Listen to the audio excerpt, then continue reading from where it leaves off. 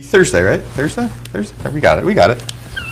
Took you a second. I did, yeah. It's trying to lose track of days as we keep going into it. Down here at OTB, and it all does start to mush together a little bit. A lot of action, a lot of fun. A couple of weeks ago, Oaks and the Derby, 2 nice days. Unfortunately, I have to mention the elephant in the room. Obviously, last Sunday, Bob Baffert came out and announced that Medina Spirit had a positive test for beta-methazone. Subsequently, Pimlico pushed back the post draw to Tuesday, and they worked out a deal with Bob Baffert that Medina Spirit will be allowed to run, and Concert Tour from the Baffert barn. I have no problem with them running because it isn't really official in Kentucky yet. Baffert was kind of ahead of the game with rumors coming out last Saturday night.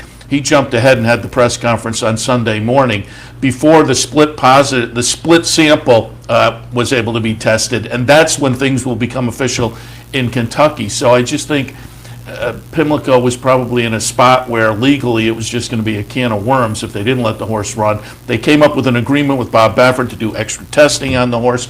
So again, I don't have any problem with it, but the overarching for me, I've said it in a few places over the last few days, I think the zero tolerance policy racing is kind of shooting itself in the foot. It was 21 picograms, which is a trillionth of a gram, something crazy like that. The medication rules we have are to protect the horse and to protect the integrity of the game. And when you get down to those levels that have no effect on the horse beneficially or detrimentally, again, I think we're kind of shooting ourselves in the foot and allowing bad headlines to be blown up on something that doesn't have an effect on anything really. So the zero tolerance policies to me are a little bit of a problem. That said, Bob Baffert and what he's gone through for the past year and a half or so, and he said last fall he was going to double down on his overseeing of the situation, and that he had a couple other positives in the past year and a half. So that said, getting this with what they now think could have been the ointment they put on the horse in the days leading right up to the Derby, just super careless. Yeah, and like you said, there are some facts that kind of point in the direction of there was an actual rash. You can actually see the irritation on Medina Spirit and where they put that ointment to help out the situation. Like you said, when it comes to Kentucky, they're obviously doing their own investigation.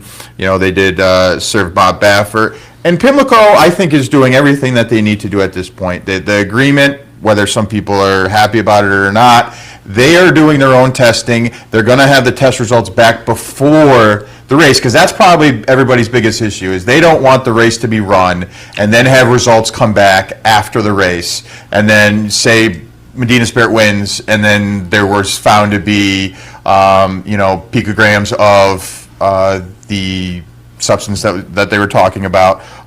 So the fact that from what was said at the draw and from the veterinarian is the results should be, so we're taping Thursday, the results should be in on Friday, which is very quick and before the race. So if for some reason there is some sort of level that says that there's still in the system, then they'll end up having to scratch the horse, and that's what's in the agreement. So if you just go by that, I think it's a reasonable protocol, to go about, and obviously it's not good for horse racing as far as all these headlines that you're talking about, and it's unfortunate that it's coming at a big time for horse racing right now. But we'll see how it all plays out. And hopefully the test results come back that it is not in Medina Spirit system. And also Concert Tour is getting some... I think all the Baffert. Yeah, all the Baffert horses are going to have to be tested. So, which is only right. Yeah. And super careless, took the life out of a really nice weekend of Derby Oaks racing, and sucked the air out of the room there. And that's what's upsetting about the carelessness of it. Bob Baffert has major clients, major horses, runs in major races, and once he said a few months ago, hey, I'm going to double down on the security and whatnot and really oversee things, and then to have this, an ointment with the ingredient in it that they're administering right up until the Derby, it's just, like I say, it's careless, it's bad, not just for him, it's for the industry. Right. It kind of, that we're talking about it 2 days before the Preakness. We should be talking about a really great couple of days of racing at Pimlico, Black-Eyed Susan and the Preakness. But so it's just kind of unfortunate, but we'll hope things can kind of get back to racing over the next few days with, again, 2 really great days of racing coming up. And we're going to take a look at one of those. We're going to take a look at some stakes on Black-Eyed Susan Friday, including the Black-Eyed Susan. We'll give some thoughts on the Preakness, but the handicappers report on Saturday morning.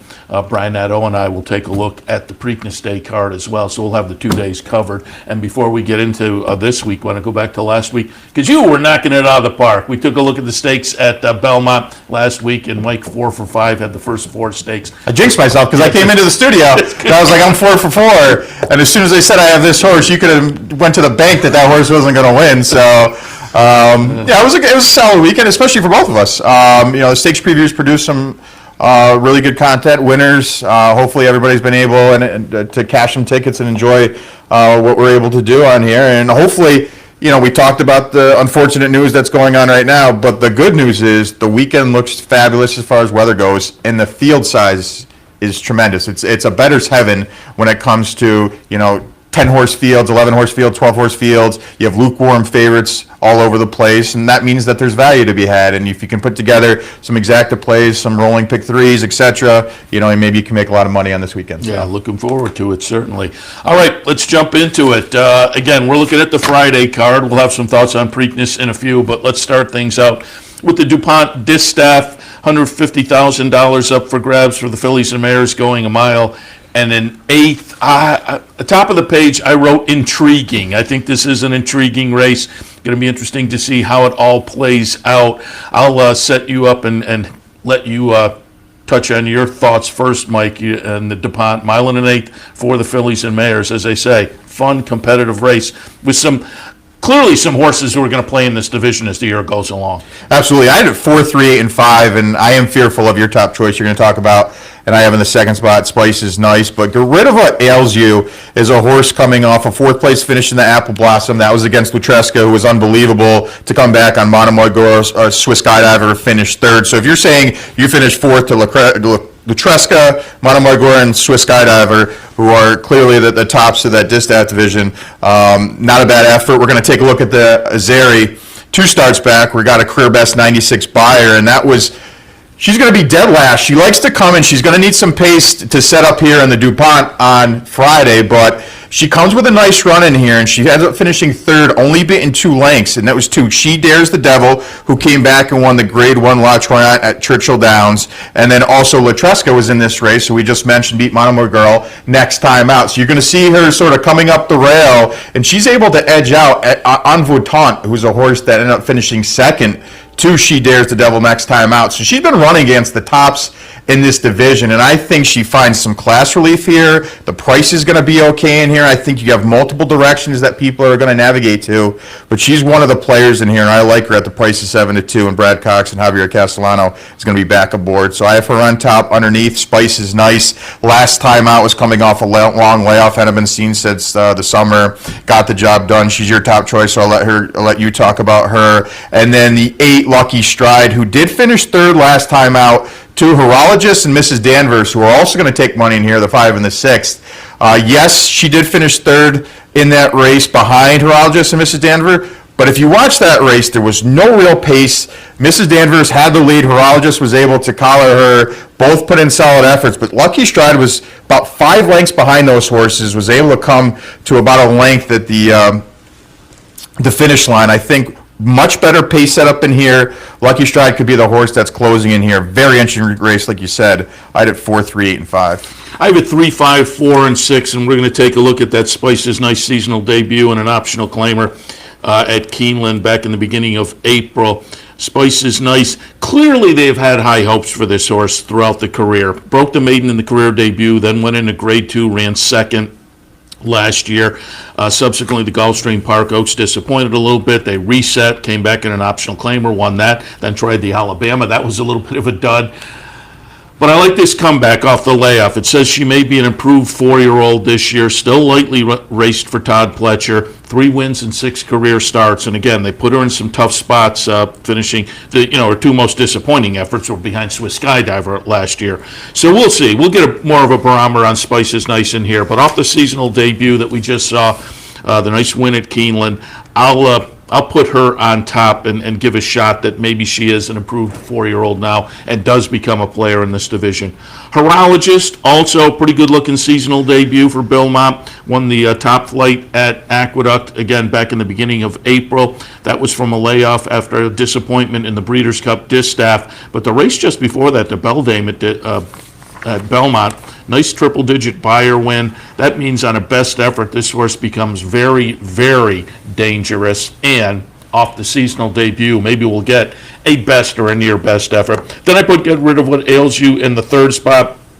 Always like the Oaklawn horses as they move to other venues at this time of year. And as Mike said, coming off the fourth in the Apple Blossom behind 3 top performers in this division, I certainly think she is a player. And that, as I said at the top, I think this is an intriguing race, a competitive race, a fun race. And then have Mrs. Danvers in the 4th spot, I think indicates that. Because, boy, you go back to that Cumley last year at Aqueduct in November with the triple-digit buyer. That was kind of touting her as a 4-year-old to watch. Now, the first 2 starts of the season haven't quite lived up to that, but I wonder if they're priming her to get to that level here in the 3rd start of the season. So she's fun and dangerous to me as well.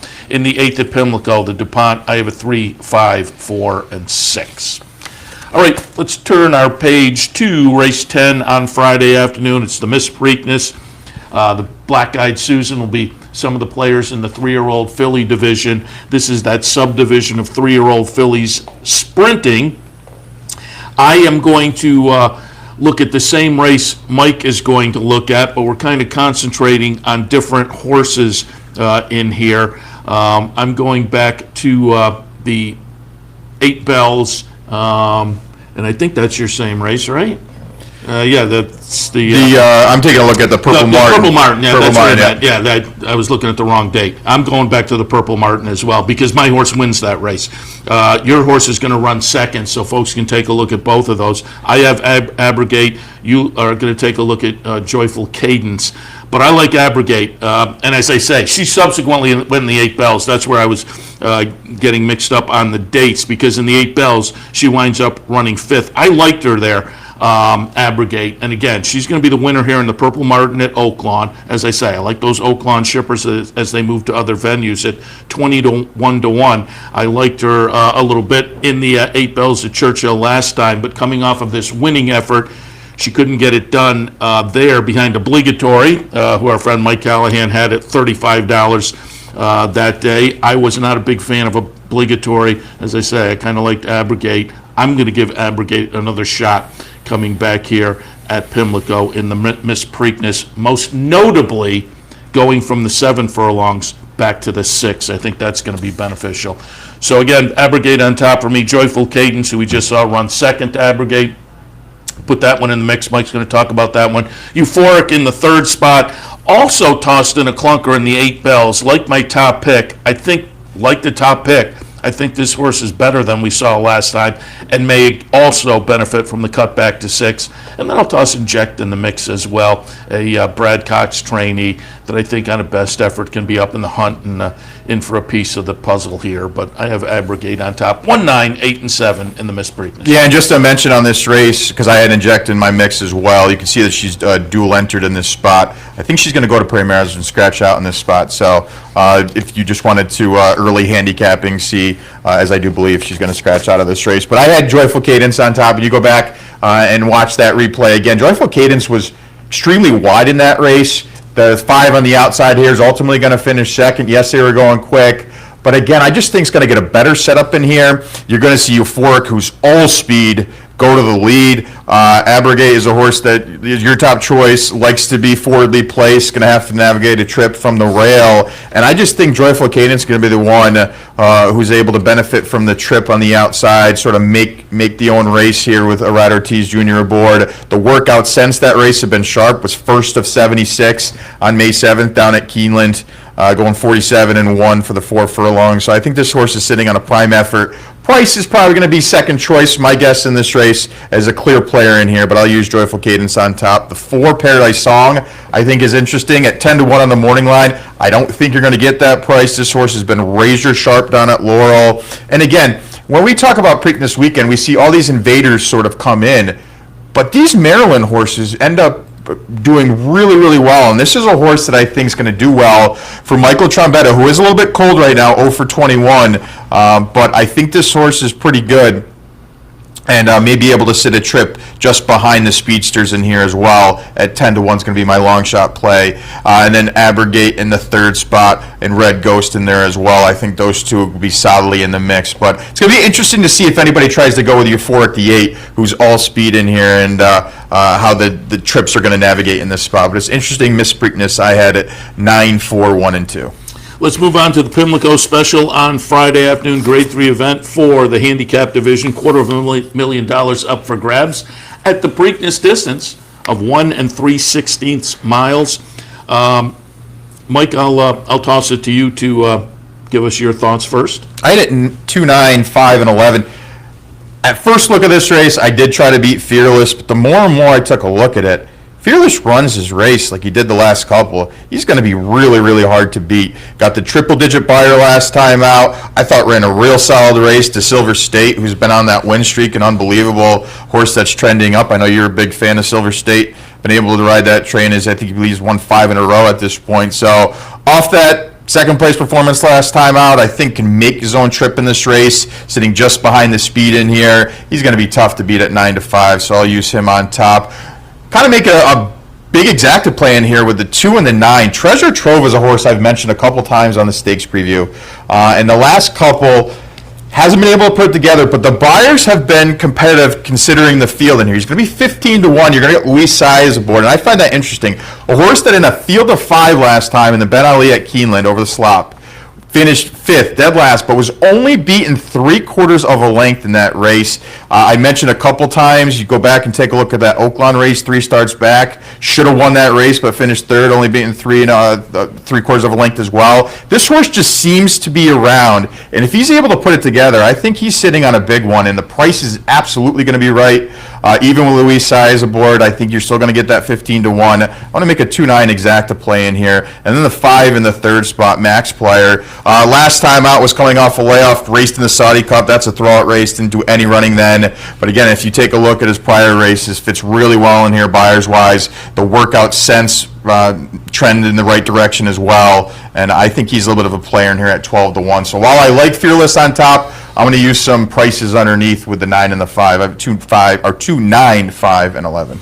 I'm with you. I wasn't totally convinced on Fearless, but off what we've seen so far this season, I put him on top 2. 2, 11, 7, and 4. I'll take a look at that Oaklawn handicap last time, and yes, I did like Silver State, but Fearless gets up and is a close-up second as they come under the wire.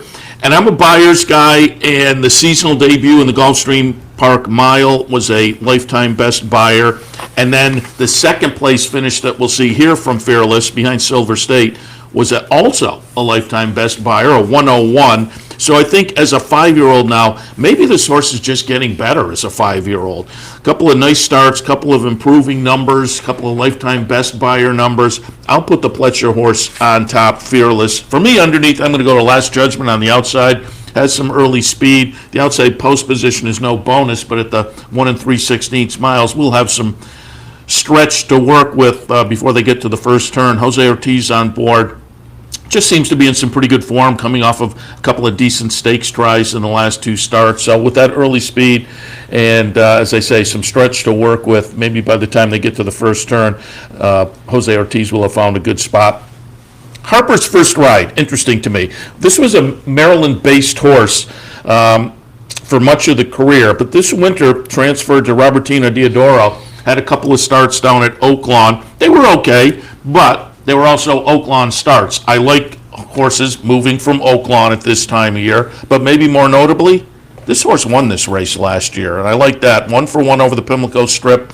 A couple of races at Oaklawn that have the horse set up with that Oaklawn form and fitness, and so Harper's first ride at 10 to 1 on the morning line, interesting and enforceable. A horse from Marquesi was shown some flashes throughout the career, hasn't quite lived up to it, But the Fairground Stake race last time may signal this horse is ready to get back to some good form. The race 3 back was very good and hasn't lived up to that in the 2 stake starts since, but may be primed to move forward closer to that number on Friday. John Velasquez on board, so I thought Enforceable was also an interesting player, and I could point to 2 or 3 others, including a couple of the horses Mike mentioned that wouldn't be a shocker in here. Fun edition of the Pimlico Special. I have a 2, 11, 7, and 4.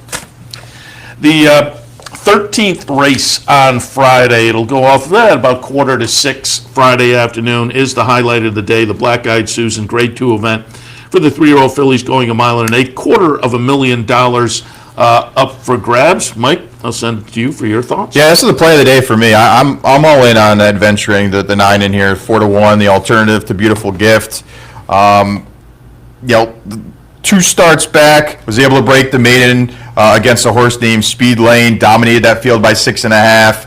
Speed Lane, next time out, was able to break the maiden. You take a look at 3 starts back, finished a good second at Fairgrounds to Will Secret. We just saw Will Secret run a huge 3rd in the Kentucky Oaks. And then last time out, which is the race we're going to see, she was able to put it back-to-back victories together in the Bourbonnette Oaks down at Turfway. Yes, it was over the synthetic, but you're going to see her round horses, and she's going to be second at this point. She just came from about 7th to 2nd in a blink of the eye, and she's going to be able to open up on this field. I think she's really good. Her pedigree is tremendous. To stretch out to the Smile and 8th, she's out of Pioneer of the Niles, out of Empire Maker, out of Questing, who was able to be a multiple Grade 1 winner, including going 1.25 miles distance. So distance should not be a concern. I think the pace setup is going to be well, and I know that Brad Cox has talked about this horse being high in his radar, and I just think she's one that's sort of rounding into form a little bit later than others. And again, the price is going to be right, considering that you do have the Bob Baffert horse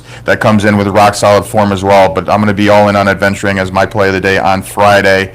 The number 9 underneath the 10, Beautiful Gift. Yes, she's done nothing wrong. Last time out, she finished second, being a half length in the Grade 2 race at Santa Anita. Before that, was able to win in a Grade 3 event, but those fields have just been 4-horse fields, so I'm not really sure she's really faced the acid test that she's going to face on Friday. Yes, her form looks good. The connections, Johnny V and Bob Baffert, who dominated on Kentucky Derby weekend, you have to consider in here as well, but I'm going to try to beat her with adventuring. And then the 7 and the 8 underneath. You're looking for a price. I think Miss Leslie, I touched upon it earlier on in the show. These local horses do well in these big races, and she's a horse that's been racing on the Laurel circuit predominantly, went down to Pimlico last time out and won the Weber City in a really good fashion. She does need to improve buyers-wise. There's no doubt about that. But again, she may be one that can come from way back and pick up the pieces to round out some tries and supers for some people at a big number of 15-1 on the morning line. And then the 8 in the 4th spot, the grass is blue. Last couple were 3rd and 4th place finishes. The blinker's going to come off.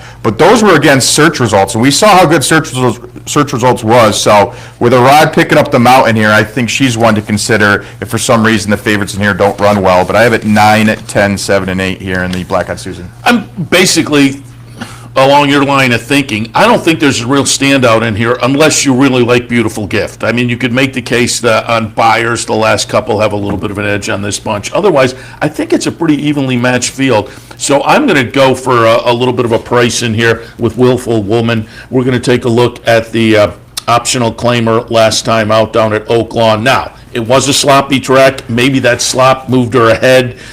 She has certainly run well in 2 off-track races in her career. Those are probably the best races, so it just may be. She's a mud lover. But it's Asmussen coming in from Oak Lawn. I've said it 3 times already today. I love the Oak Lawn shippers this time of year, and so I don't want to be sitting on the sidelines when one of them wins the race at a decent little price in a race that I think is kind of up for the taking. So I'll go with Willful Woman off of this race down at Oak Lawn for Steve Asmussen. Santana on board. Nice bullet workout at Churchill on May 2nd also attracted my attention. Then Beautiful Gift in the 2nd spot. Again, I don't think she's invincible. I don't think there's a standout in this race. She has maybe a little bit of an edge on the last couple of numbers. The grass is blue, a little bit interesting from Chad Brown and Rod Ortiz on the connections. I thought this horse was playable in here. The 4th place finish in the Gazelle last time doesn't thrill me, but yeah, it was behind search results and Maracuja. So I think this horse could be a player as well with those connections. And then I have Mike's pick adventuring in the 4th spot. But I'll see if I can get a little price through with the Asmussen run. Yeah, we're talking about pedigrees because I talked about eventually a monster pedigree. The purchase price for your horse, $400,000 back in 2019. So she's one that has high pedigree standards as well. So Right up the turnpike. I always like to root for the Saratoga sales horses as well. 2, 10, 8, and 9 for me. Let's turn our attention before we let you all go and take a look at Saturday's feature of the Preakness Grade 1 event. $1 million up for grabs, a mile and 3/16 the trip. Fun field. Obviously, we do have the Derby winner in here. Midnight Bourbon also comes in off the Kentucky Derby, and a disappointing 6th place finish. Keep me in mind for Robertina Diodoro, ran 7th in the Derby. So 3 come back from the Derby. Some new shooters in here as well. Mike, what do you think in the Preakness? 10, 5, 3, and 6. I will try to beat Medina Spirit in here, no doubt. Horse ran huge last time in the Kentucky Derby, taking him wire to wire, and was very gutsy.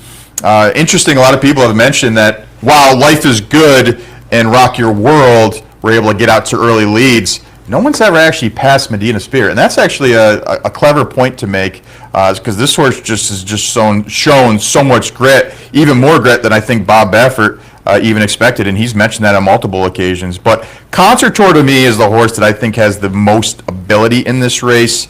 Yes, his Arkansas Derby was a little bit of a dud.